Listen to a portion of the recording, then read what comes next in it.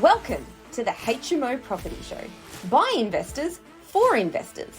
Catch us weekly as we discuss all things cash flow positive property investing. Whether you're a seasoned investor, a new landlord, or just curious about property investing, this is the podcast for you. Sponsored by the Co-Living Collective, your trusted partner in creating vibrant and sustainable shared living experiences. Visit us at colivingcollective.com.au to learn more. Welcome back to the HMO Property Show. I'm your host, Neil Gibb. This week, I'm going to be talking to you about the fact that negative gearing is dead. It's game over for negative gearing. I believe it is the biggest scam on the planet, and it's conditioned people in this country to thinking that paying tax is a bad thing. And I'm going to run some scenarios past you today to show you why paying tax is a good thing and why investing in cash flow positive assets compared to negatively geared assets will get you towards your financial goals faster rather than slower, or sooner rather than later.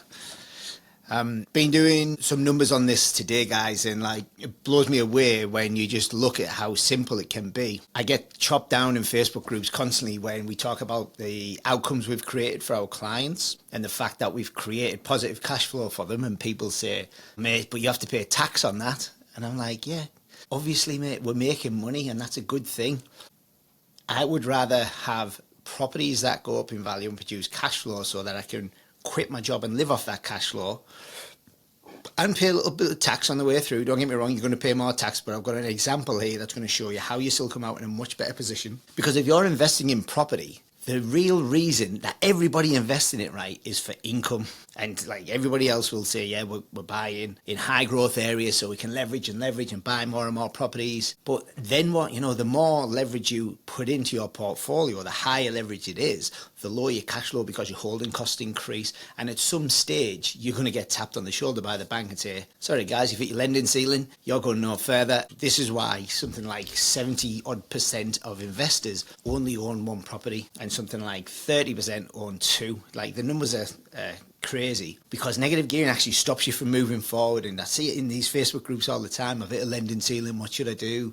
Well, you should invest in a positive cash flow property because that's going to get you to where you need to be. I know fine well that this works because I am the product, I am the outcome of the product. I've got a substantial portfolio that's getting bigger constantly, and I've never hit a lending ceiling, never. So if that doesn't help you understand the power of it. And I've seen people on Facebook saying, there's one guy, he's got a pretty substantial portfolio, says it's worth 35 mil, but he also says he has to pay himself over $500,000 a year to access more lending because his income is reduced so much by his portfolio that he needs to increase his income. Now, he's in a very good, strong position because he has a business which is generating lots of money. But for the average mum and dad investor, how are you going to pay yourself $500,000 if you've both got a job and you've got no additional income? You will get tapped out at some stage. And what I'm going to run you through today is so much better. So with negative gearing, you are literally losing money every single month with the hope that your property is going to go up more than the negative that you have lost in your cash flow. And look, if you've got a $500,000 property, it goes up 10%, that's $50,000. If you 10 grand negative cash flow, then you've made 40 grand. That's great, well done. But what if it went up $50,000 and you made $10,000 instead of losing $10,000? That's an actual $20,000 difference. Are you with me? If you're losing 10 grand and all of a sudden you go to 10 grand positive, you've made back your 10 and made another 10 to get the 10 grand positive. So you're $20,000 better off on top of your 50. Straight away, that's $70,000 instead of $40,000. You're 30 grand better off in one very, very simple equation. But by the end of today, you're going to understand why negative gearing is a terrible strategy for cash flow, even if I haven't just told you right there why it is. How it locks you into working longer instead of retiring sooner. I don't know anyone that's quit the job with a negatively geared portfolio, but I know lots of people, lots of our clients have either quit the jobs or gone down to part-time because of the income that their property portfolio produces. And I'll show you what you should be doing instead to build a real passive income portfolio. And look, there's spoiler alert, it's investing in HMOs or some form of cash flow positive asset. Whether it's a HMO, whether it's a commercial property, I don't mind, but the strategy seems to be, I'm not even going to tell you what the strategy is because I've got a section on it in here soon. So negative gearing essentially means that you're buying a property where the rent does not even cover the cost. So every month you're losing money because the mortgage rates and other expenses are higher than what you're making in rent. But then you can claim it back on tax. So it's like, it reduces your taxable income. Fantastic. Well, every time you reduce your taxable income, that actually reduces your borrowing capacity. Because the less money you earn, the less money the banks are going to lend you because the less chance of them getting it back. However, to increase your borrowing capacity, you can either reduce your debt, increase your income, or both, and then the banks will favour you even more. So even though you can claim it back on tax, you're only getting 30 or 40 cents back on every dollar that you put into that property, and you're still losing 60 to 70 cents on every dollar that you put into that property. So you're essentially buying an asset, then topping it up. The definition of an asset is not to continuously put money into it to keep it afloat. If you're putting money into a property constantly, keep it alive, that's the sunken cost fallacy. The hope that you might revive it, right? It's terrible. So, and again, with negative gearing, like, it only really benefits high income earners, right? If they're in the top tax bracket, they're trying to offset massive amounts of tax. But if you're your average Joe, like on $80,000 to $120,000 a year, there's nothing wrong with that. But if you're trying to save tax by investing in negatively geared properties, that's not a wealth building strategy. It's a debt trap. And my accountant says to me, Nick, he says these two things to me actually. He says, Neil, there are two things in life that is certain, death and taxes, and I can help you with one of them. And the other thing he says to me is never let your tax strategy determine your investment strategy. Investment should be made with one thing in mind, return on investment. So if you're investing to reduce your tax, then you're already losing, guys, because you're not focused on the wrong thing. Where focus goes, energy flows, and you'll end up in a worse position. And like I said there, negative gearing only works if you do, right? So you need to be in a job to take advantage of them tax breaks. If you lose your job, your property portfolio, your negatively geared property portfolio is still hungry for cash on a weekly or monthly basis. So if you are out of work or you're sick or you can't work for any reason, then unfortunately that property portfolio does not care and it still needs money to be poured into it. And you're going to have to do that because no one else can do it for you because it's your properties. And you're relying on a government tax policy to make bad deals look good. Have you noticed when people are pitching these deals to you that they will lean heavily on depreciation to then put yourself into a much better position? However, depreciation is another trap as well, because whatever you claim in depreciation, if you sell that property in the future, they will take that off your cost base. So depreciation is kind of like a short-term loan from the government until you sell the property in the future. And then they've got the handout saying, oh, you know that depreciation money, the depreciation that you did on that building, we want that back. So the second thing is the government can change the rules at any times. And how many times in elections have they said that they could potentially abolish negative gearing? If they do, this place would be absolutely screwed. You'd have investors losing the market. It would potentially crash the market because there'd be fire sales everywhere. Because if you're not getting a tax break, what's the point? What I'm seeing now is a lot of people that have got excited when interest rates were like 3%. Technically free money from the banks. People got excited. They went out there, they built a property portfolio and they thought, this is easy, you know, the money is literally free at the minute. And then all of a sudden the RBA cranked the rate up and everybody goes from 3% to 6, 6.5%, 7% interest rates. Some went to principal and interest and a lot of people couldn't afford it. And now they are looking at a smarter way of doing this. And sometimes you need to learn from your mistakes to then do something the right way. This is also why people have coaches and mentors, right? Why learn from your own mistakes when you can learn from somebody else's? Stand on the shoulders of giants, as they say. So you can either go through the pain yourself, what a lot of people are doing right now. They are bleeding heavily on property portfolios which they thought were a good idea at the time. And probably are. They've probably gone up in value, don't get me wrong. But it's affecting their lifestyle, right? And we do not invest in real estate for it to affect our lifestyle unless it's in a positive way, right? So negative gearing only exists right now because they allow it, but tax laws change constantly. Every single day they add new tax laws into there. The tax book is like thousands of pages long and a lot of people don't even know half of the things that are out there. So the government could reduce or remove negative gearing benefits, leaving with a property that costs you money every month. Interest rates could go up, making your loss even bigger. Don't we know it? And capital growth isn't guaranteed. So negative gearing only works again if your property's gone up in value, like we said, and the increase in capital growth offsets the debt or the loss that you've had. But it only works if you do. I don't know anybody that has built passive income from a negatively geared property portfolio and quit the jobs. It's impossible. It's impossible because it's an expense. It's not an income stream. And then the other strategy that's out there now is just like buy, property goes up in value, leverage, buy, property goes up in value, leverage, buy, property goes up in value, leverage. Fantastic. You bought 3 or 4 properties. At some stage, you're going to get tapped out by the banks, especially in today's sort of lending space and the way things are sitting with the banks. But every time you buy another property, your debt levels increase and increase and increase. And it's not a bad thing because this is good debt, right? You've got people in these properties, hopefully, paying rent. And that rent should cover the majority of your outgoing. So it's not the end of the world. However, there is a better way to do it. Because the only way that you can reduce or eliminate the debt, then you need to sell some of them assets, right? Because you're only going to have an interest-only loan on this portfolio because it's only a 4 or 5% yield. You might get 6% if you're lucky. There's a couple of buyers agents out there now saying, we only invest in 6% gross yields. I'm like, fantastic. Wouldn't get out of bed for it. So for this to happen, right, you need to time the markets really well. And if you're busy, you've got a job, you're a professional, you've got kids, families, wives, husbands, whatever it is, how much time do you want to allocate to your wealth journey, your investment journey?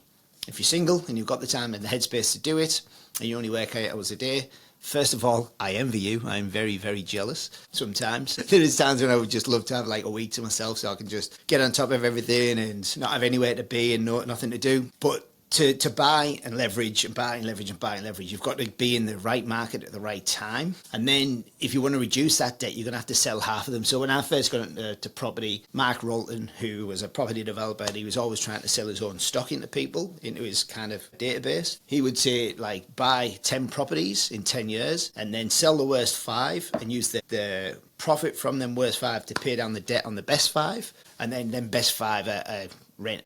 And to be honest, they'd only be renting out for like $300-400 a week. So it's not a massive amount of money, right? By the time you take out property management fees, insurance and all that type of stuff. But there's a certain level of skill and a lot of hopium in there, isn't there?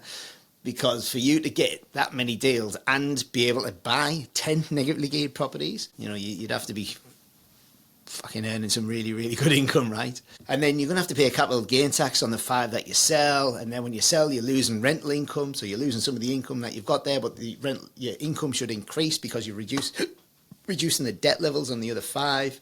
And then after all that, I mean, even explaining it's making me tired and frazzled. But after all that, hopefully you've got enough left over to retire. And then you've got 5 properties, which are probably going up in value and probably producing a little bit of cash flow because they're debt free.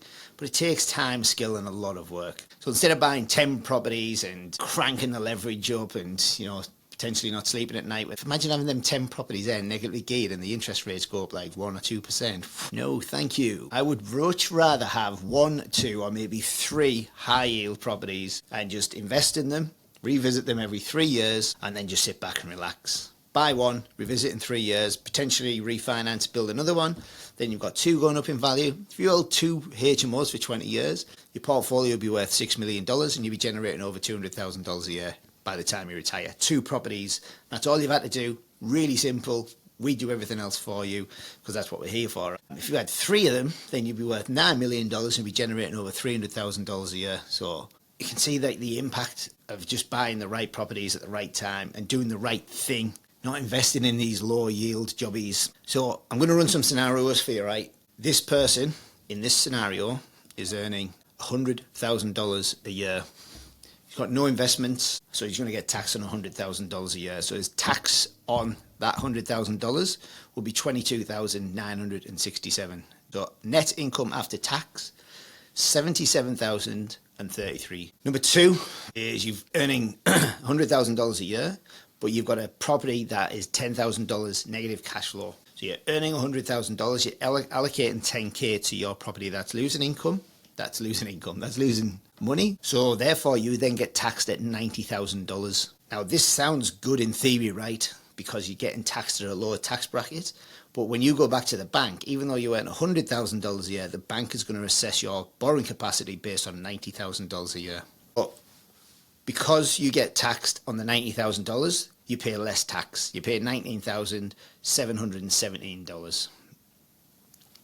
compared to your 22,967. So your net income after all expenses is 70,281. It's actually not better, right? Then you've saved around $3,000 in tax, but you're still out of pocket by 6,750. Bonkers. So let's say we've got a positive cash flow property. You've got $100,000 a year and you're making $10,000 a year. So your taxable income actually increases to $110,000 a year. But Neil, you have to pay tax on that. I know. How good. It means you're earning money. Do you think companies like Apple and Google and BHP and Woodside all panic about not making money because of the tax that they need to pay? Oh, guys, they just make as much money as possible and then just use every loophole possible to reduce that taxable income. I tell you now, Woodside do not have a portfolio full of negatively geared 4x2s and Baldivers that they're trying to save tax on. They just use creative structuring, and yeah, I don't know exactly how they do it, but to be fair, they do it. So if you have $100,000 a year, 10 grand positive cash flow, your tax is going to be $26,000 a year. You're going to pay more tax, but your net income after paying that tax is $83,083. So instead of losing $6,750 per year, you're actually $13,000 ahead because you're making more. Now, if you did that at $20,000, a $20,000 negatively geared property means that after your loss, you take home $63,000 per year. And a $20,000 positive cash flow means that you take home $90,000 per year. That's a $27,000 difference just by investing in a positive cash flow property. Now, I know for absolute hand-on-heart certainty that if you go into the bank and you say, Mr. Bank Manager, I earn $90,000 a year after tax, and if you go to the bank and say, Mr. Bank Manager, I earn $63,000 per year after tax, I know that the person that earns $90,000 a year after tax is going to access more lending from the banks to then go and reinvest into more property. And the name of this game is not how many properties you can purchase, it's how much capital you can get hold of. Property is a capital intensive game, and the more money you have, the more money you can invest. So, do you want to keep losing money every month hoping that capital growth bails you out? Or do you want to invest in properties that do positive cash flow so that you can pay down the debt? Because with a HMO, because it's such a high yield property, right, and what's happened is the lenders that we work with currently are actually forcing us into principal and interest loans, which when we first seen it, I was like, oh, the cash flow is still cash flow positive. It's not ideal. However, it's still got a HMO, you're paying down the debt. And then we started running different forecasting on these things. And we started to see that if we sit these at a 25-year principal and interest loan and we use the additional cash flow to pay down the debt faster, so if you're in a job and you're earning good money, the chances of you getting your life changing with $5,000 or $10,000 a year, yes, you might get a holiday out of it or something like that, but it's not going to make a massive change to your life, is it? However, if you use that additional cash flow to pay down the principal component of the debt on that property, then within 12 to 15 years, that property is debt-free. And once you've got no mortgage, it means that the holding costs now become your cash flow. And in 12 to 15 years' time, the net cash flow on a HMO, if we continue to see 3% room rate increases every single year, by the way, we've just seen like 10, 15, 20, 25% over the last 12 to 24 months. Well, if you see 3% per annum between now and 12 to 15 years, then your property portfolio could be producing between $100,000 and $115,000 per annum after all expenses. That means with one property, you could retire at 50 or 55 or 60, whatever you want to do, and you would have more income coming from that property to support your lifestyle and go traveling around the world and do all the things that you want to do, right? Because the Australian Superannuation Funds of Australia, or the Association of Superannuation Funds of Australia, it's a bit of a tongue twister, so we'll call it ASFA, they say that to retire comfortably in Australia now, a couple would need $695,000 in their superannuation. Let's call it $700K. They would need $700,000 in their super,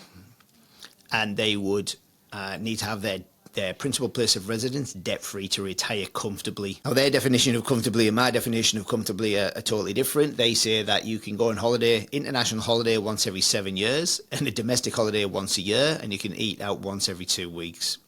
For me, we don't work hard and make this country the way that it is, as beautiful it is, with all the opportunities that it has, to then retire after working your ass off, to then not be able to experience this beautiful country, or the world in that matter. Like, the world is such an incredible place. In retirement, you should be going away and spending your time traveling and experiencing different cultures. But you're not going to do that with $700,000 in your super. And they say if you take on average 4% per annum from that super, that should last you until the average age in Australia. In Australia, the average age for men is 81 and the average age for women is 85. Because women live longer than men because men are stupid, apparently. That means you can pull 4% out of your fund per year, but then you'd run out of money at the average age. And then you'd have too much life left at the end of your money. And this is why superannuation, I also believe, is one of the biggest smoke screens I've ever seen in my life as well. Because a lot of people's strategy is I'm going to pay off my principal place of residence and I'm going to top up my super and I'm going to retire comfortably. Well, spoiler alert, you're not going to retire comfortably. And the average superannuation balance for a couple in retirement currently, average across the country,